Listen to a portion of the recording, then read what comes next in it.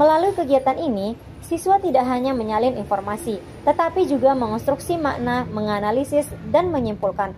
Inilah wujud pembelajaran mendalam. Mereka belajar mengaitkan konsep sains, sosial, dan budaya menjadi satu kesatuan yang utuh. Saya melihat bagaimana pembelajaran ini menumbuhkan rasa ingin tahu, empati, dan penghargaan terhadap pengetahuan lokal. Apakah ada doa atau ritual khusus yang dilakukan? Memang ada doanya banyak doa. Salah satunya misal maraton atau sholawat. Meredam berat doanya ada, terus mengaduk dia doanya ada, terus kita pelintir-pelintir itu doanya ada. Jadi semuanya itu, Semuanya semua pakai prosesnya itu ada asma Allah. Menggunakan asma Allah. Kita akan belajar mengenai pengobatan tradisional yang merupakan warisan budaya tak benda. Yaitu contohnya apa? Bubus atau apa yang kita kenal di wilayah kita? Bubus. Assalamualaikum warahmatullahi wabarakatuh. Saya Via Febrianti, guru kelas 5 di SD Negeri 3 Mas Bage Utara. Pada kesempatan ini, saya ingin berbagi praktik baik dalam menerapkan pendekatan pembelajaran mendalam pada mata pelajaran IPAS di kelas 5. Kita akan melakukan sebuah teknik yang namanya teknik stop. Dimana tujuan dari kita melakukan ini yaitu agar kalian bisa lebih tenang, lebih fokus belajarnya, dan kalian memiliki kesadaran ketika kalian memulai pembelajaran hari ini. Caranya bagaimana? Ikutin ibu guru ya. Jadi kalian lepas dulu semuanya, tidak boleh ada yang pegang buku, tidak boleh ada yang mengerjakan yang lain-lain. Kalian fokus, lihat ibu guru. Pertama caranya kalian tarik nafas lewat hidung. Tahan beberapa detik, kemudian baru kalian keluarkan lewat mulut. Kita lakukan sebanyak 3 kali ya. Ya, supaya kalian lebih tenang, lebih fresh lagi ya. Oke, kita mulai ya. Tarik nafas lewat hidung. Keluarkan lewat mulut. Sebagai seorang guru, saya selalu percaya bahwa pembelajaran terbaik adalah pembelajaran yang dekat dengan kehidupan anak-anak. Contohnya, pada pembelajaran IPAS materi warisan budaya, saya menemukan banyak siswa merasa bingung ketika ditanya mengenai warisan budaya yang ada di sekitar mereka. Di buku pelajaran terdapat contoh warisan budaya benda dan tak benda yang berasal dari berbagai macam daerah, tapi sangat jarang disebutkan tentang budaya Lombok, tempat kami tinggal. Dari situlah saya mulai berpikir, bagaimana kalau kita belajar dari budaya kita sendiri.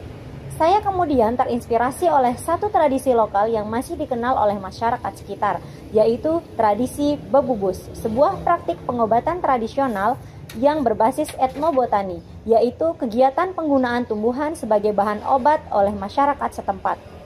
Tradisi ini diwariskan turun-temurun dan menjadi simbol kearifan masyarakat Lombok dalam menjaga kesehatan.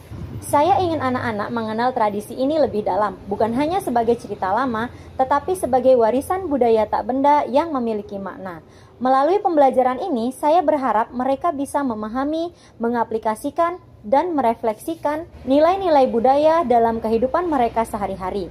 Namun tentu saja, perjalanan ini tidak mudah. Saya menghadapi beberapa tantangan. Sumber belajar tentang budaya lokal masih terbatas. Kebiasaan belajar siswa masih pasif dan kemampuan komunikasi mereka perlu ditingkatkan. Karena itu, saya mencoba menyusun pembelajaran dengan 3 prinsip pembelajaran mendalam, yaitu berkesadaran, bermakna, dan menggembirakan. Saya ingin mereka belajar dengan hati, memahami makna, dan menikmati prosesnya dengan gembira.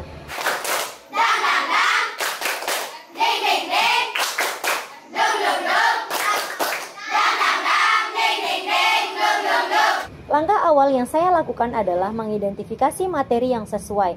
Saya menemukan bahwa topik warisan budaya tak benda memberi ruang yang luas untuk menggali budaya lokal. Setelah berdiskusi dengan kepala sekolah dan guru, kami sepakat menjadikan tradisi bebubus sebagai fokus pembelajaran.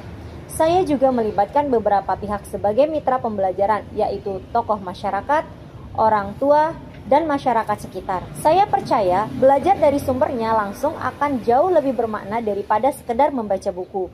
Untuk mempersiapkan kegiatan, saya mendesain materi pembelajaran dan lembar wawancara menggunakan aplikasi Canva agar tampilannya menarik dan mudah dibaca oleh siswa. Untuk evaluasi, saya menggunakan ZQuiz, platform digital yang berfungsi sebagai media asesmen interaktif sehingga membuat proses belajar lebih seru dan interaktif. Saat pembelajaran berlangsung, saya mulai dengan teknik stop sebagai bentuk pembelajaran berkesadaran. Siswa diajak berhenti sejenak, menarik nafas, menyadari kehadiran diri, dan menyiapkan hati serta pikiran untuk belajar. Setelah itu, saya menayangkan video tentang warisan budaya Indonesia sebagai pengantar. Kemudian memperdalam materi dengan menonton video tentang tradisi bebubus. Setelah menonton video, siswa dibagi ke dalam beberapa kelompok. Mereka melakukan wawancara dengan orang tua atau tokoh masyarakat untuk menggali informasi lebih dalam tentang praktik bebubus. Hasil wawancara mereka tuliskan dalam poster sederhana di kertas manila, dihias dengan gambar-gambar dan simbol-simbol yang mereka buat sendiri. Melalui kegiatan ini, siswa tidak hanya menyalin informasi, tetapi juga mengonstruksi makna, menganalisis, dan menyimpulkan. Inilah wujud pembelajaran mendalam. Mereka belajar mengaitkan konsep sains, sosial, dan budaya menjadi satu kesatuan yang utuh. Nanti kalian akan menggali informasi dari tokoh masyarakat tersebut. Nanti Bu Guru temani, kalian akan mencatatnya pada lembar wawancara ya. Kalau nanti narasumbernya atau orang yang ditanya itu tidak bisa menggunakan bahasa Indonesia, nanti boleh kalian menggunakan bahasa Sasak ketika wawancara. Nanti jawaban pertanyaannya kalian tinggal tulis di sini ya, jawabannya ya ditulis. Selesai kita wawancara, nanti kalian akan kembali ke kelas. Kemudian kalian akan membuat poster mengenai hasil wawancara yang sudah kalian lakukan. Kemudian nanti kalian akan mempresentasikan poster tersebut. Ya, sudah paham? Mengerti ya? Siap melakukan wawancara? Saya melihat bagaimana pembelajaran ini menumbuhkan rasa ingin tahu, empati, dan penghargaan terhadap pengetahuan lokal. Setelah presentasi kelompok, saya menggunakan Zepquiz sebagai media asesmen. Siswa sangat senang ketika bermain kuis online menggunakan HP. Mereka memasukkan kode yang saya bagikan lalu berlomba menjawab pertanyaan seputar materi yang baru dipelajari. Suasana kelas menjadi hidup dan penuh semangat. Sebagai penutup, saya meminta mereka menuliskan refleksi kecil di sticky note. Apa yang mereka pelajari, bagian mana yang paling disukai, dan bagaimana perasaan mereka setelah mengenal tradisi bebubus. Mereka lalu menempelkan catatan itu di dinding refleksi kelas. Dari kegiatan ini, saya melihat dampak nyata. Siswa menjadi lebih aktif, percaya diri, dan memiliki kebanggaan terhadap budaya lokal. Mereka mampu menjelaskan kembali perbedaan antara warisan budaya benda dan tak benda dengan bahasa sendiri, bahkan menelusuri asal-usul tradisi bebubus secara mandiri. Dari sisi keterampilan, mereka belajar melakukan wawancara, mengolah informasi, dan menampilkan hasilnya dalam bentuk poster.